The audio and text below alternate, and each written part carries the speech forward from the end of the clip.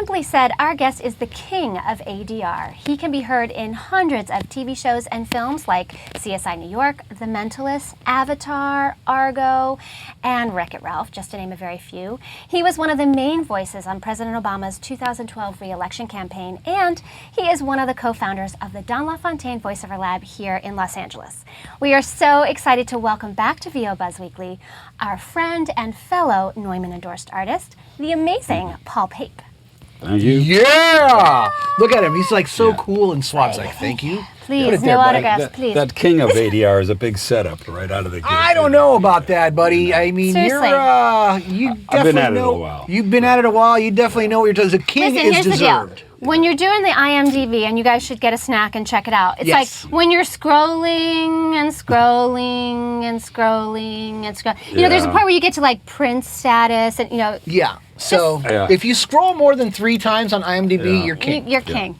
I'll accept just how up it there, goes. but there's a few other people that share that plateau with me. Absolutely. Probably have something to say. Of course. Yes. We're not saying that you're the only king. Okay, You there are. you go. You There are are many in that, kings. but you are in that. I'm a very, king. I can live with that. Yeah. But you're in that. There's a group of you Yeah. guys and gals that are like rocking it. so. Absolutely. Fortunate and grateful. And Well I deserved. want to touch on this Neumann thing real quick. Yeah. Yes.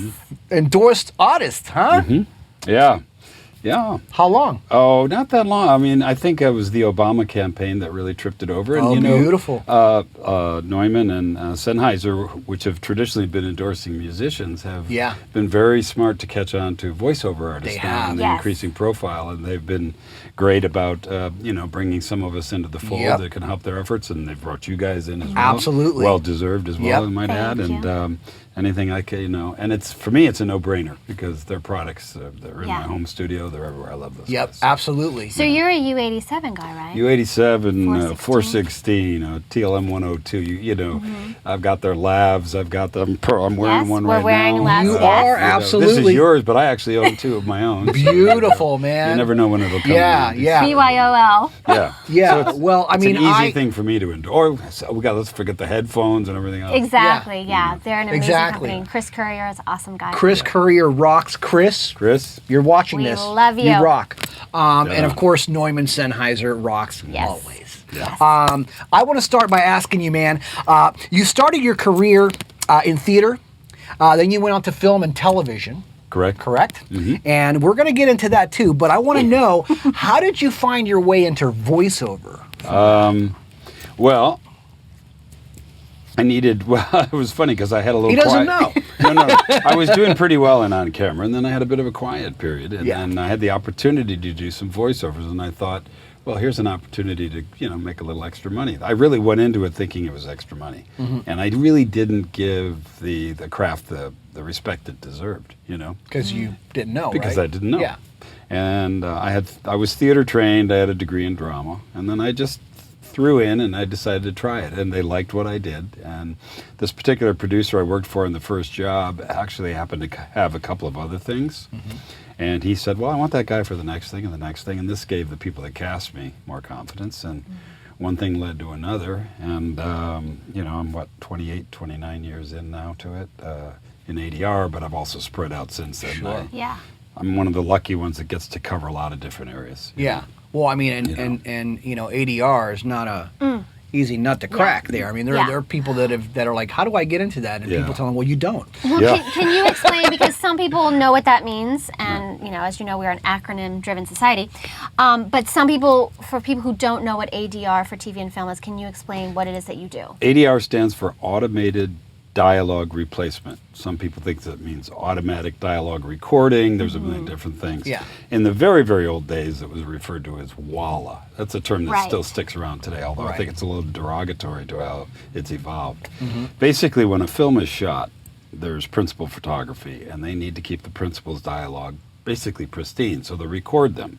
Anybody in the background or any additional sound effects, that just interrupts the principal. They want to keep it clean on its own track, so when they mix, it's a pretty pristine thing. Right. And as sound technology developed, they realized there was a need to create better background effects other than just canned stuff. Right. Or people saying peas and carrots like they used to say, just Yeah. mumbling Right. in the old days. Yeah.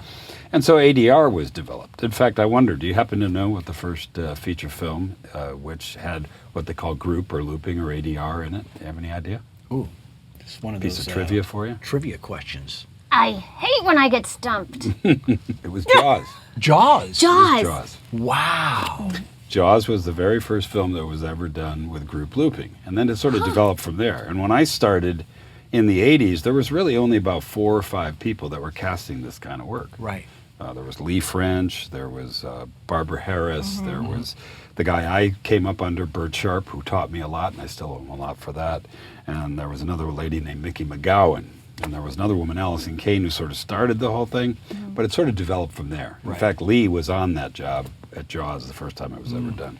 So for a long time, there was only 4 or 5 or 6 people casting and doing this kind of thing. So I had this opportunity to come in and develop during this period. And it was a great thing. And I was still doing on camera on the side, and little by little. And it developed over the years. Sound technology developed. Sound equipment became better. You know, you've got what now? Huge. 7.1 surround. You've got Right. so everything gets heard. We're recording the show in 7.1 surround So sound. there for you go. God's sake. Ish. Yeah. But we have Ish. we need to bring group in then and create a little background. Yeah. You're going to There- provide our ADR. You could be our studio Yeah, audience. but I'll just do all the yeah. When we're done here, we'll do those Exactly. sessions. We have plenty of tracks. Yes. Yeah, we're glad to help out. Yeah. But you know, with sound technology, it's actually made the skill a lot more than just doing background voices. It's very, very specific. The sound is heard. What happens in the background has developed to a much greater degree. Yeah. And therefore, it requires more precision in what you do. In the old days, we had to be able to do, in the old days, listen to me. Yeah. In the Well, no, old- I say that all you the know, time, although the you old know. days in voiceover is like 3 No, years it's ago. not. Yeah. You know? It's moved so fast. Well, let's face it. Look at this. It's the Yeah. old days. You know, in the old days, we worked the very first days. We had streamers that would go across the screen, and then that would be our cue point. And then they went to beeps, electronic beeps, and that sort of thing. And then, but we had to actually be able to do sync in those days. Say we were replacing. It's not just background voices. We also do voice replacement. We Sure. do voice matching. You have to really be able to act with your voice. You know, we do everything from somebody on a phone to, well, there's any number of things you're called upon to do during the day. So the more versatile you are, the more you're going to work. Because you don't know what You you're never- going to do. So you have to, your accents, your dialects, your skill sets have to be pretty Right. broad and fine-tuned. I mean, Right. do you... Accents, research. You have to be able to do research to be effective. In the old days, we used to screen the movies. Bert Sharp was actually well known for that, the man that taught me. We would screen the movie. But the more piracy is snuck in, the less time, they're less likely they are to release Right. copies of the movie. So we end up getting an idea of what we have to do, and then we come in. But we could be called upon to do 9, 10, 12, 13. You never know what you're going to get called upon. They're coming to get you, man. Uh-oh. Cops. Those parking tickets, Paul. Gotta pay them, That man. was it. They Sucks. give you the Who told envelope. you? You know. They give you the Who the envelope. hell told you? Parking tickets. Please send a booklet of stamps to Paul Pape. Yes, No. please. Yeah. I'll give you my address. We're holding a telethon. The Paul Pape Parking Violation Fund. This is the ADD section of the show. The ADD. Yeah.